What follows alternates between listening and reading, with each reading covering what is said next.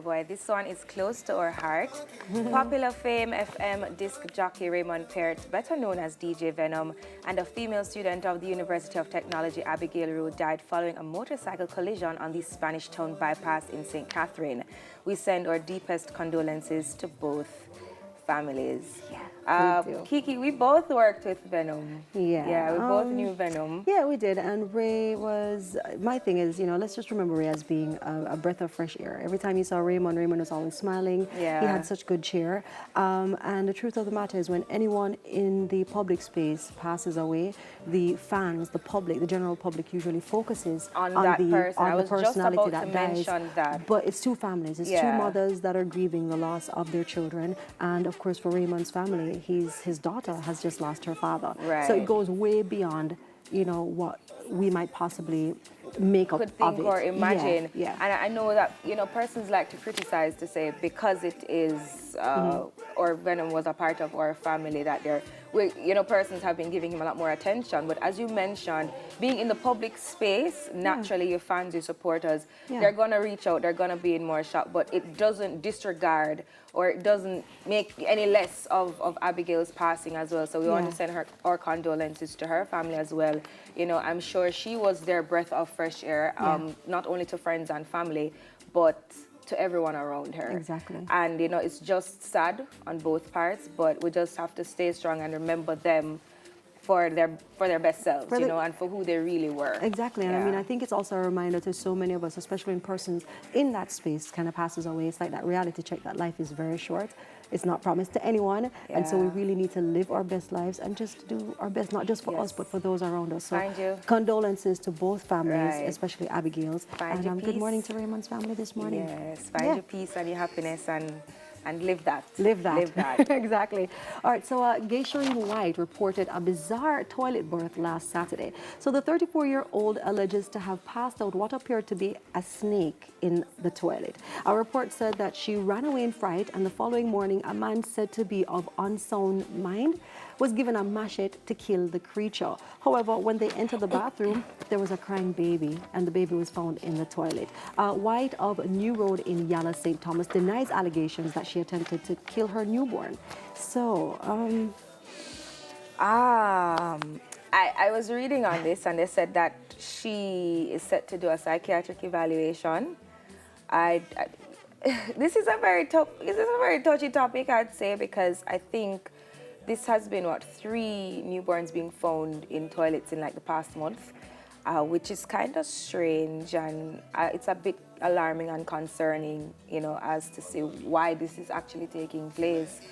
But persons in her community, they've been actually criticizing her, and they have not been supporting her, saying that, you know, she's lying about the situation. But maybe she does need help. Who knows, you know, maybe she does, because sometimes when life gets at you, you just need some form of support. I'm not saying whatever happened was right. I don't know what happened. We don't know. We weren't there. But whatever happens, when life happens and life gets at you, you kind of need that support. Her mom was actually in the press as well, speaking on the matter and saying it actually happened. Like, she said, well, you know, something was going on in the bathroom, and she heard her daughter cry out, and when they went to look, it was like some form of snake.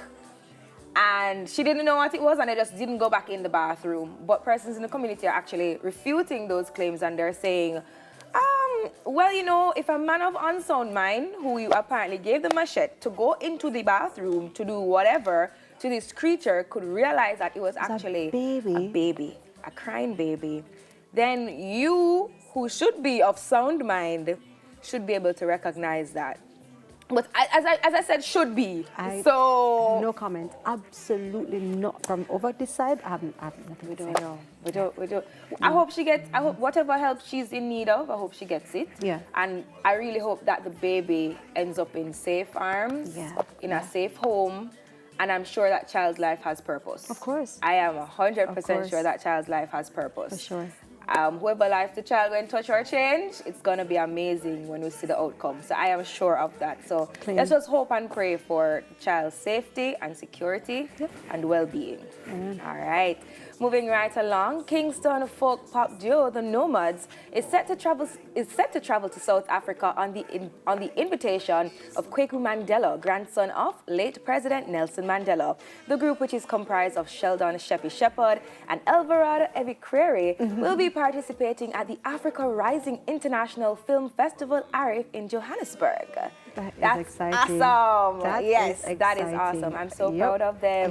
Yeah. And it's amazing how much the film industry has transitioned and it has crossed boundaries and borders from Jamaica right here straight back to Africa, you know, Africa Film Festival. Yeah, Come on, that's huge. Really good. That is huge. But I mean, it's their sound, it's their feel, it's what it's how they embody, you know what I mean, the Jamaica spirit. And of course, I just definitely think and believe that Jamaica and Africa are so intrinsically linked. Yeah. That it's almost like a natural, you know, progression. So I'm happy that they've been recognized and noticed, and they have been invited. Well, actually, the two films which will be screened, The Reggae Boys and Yadi, and they actually play a very important role in the Reggae Boys. So it is that they will be representing, and they'll be performing after the screening as well. They'll be performing an entire set, their set.